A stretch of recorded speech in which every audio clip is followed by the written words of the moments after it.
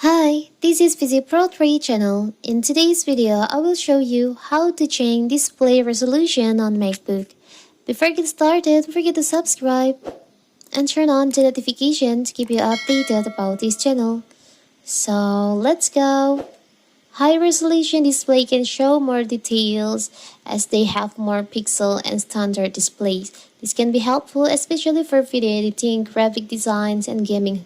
However, it can also be more demanding on your Mac hardware and may not always be suitable for your startup. So how to change your resolution display on your Mac? So simple. You can just open your system preferences on your Mac.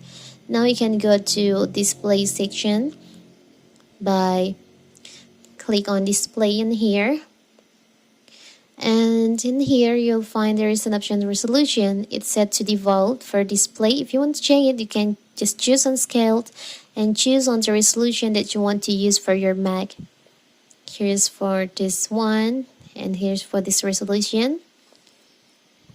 And if you want to make it just smaller, you can choose on here. So simple, right? You can change this display resolution anytime you want. So that is how to change display resolution on MacBook. Don't forget to like and subscribe and turn on the notification to keep you updated about this channel. Thank you and see you!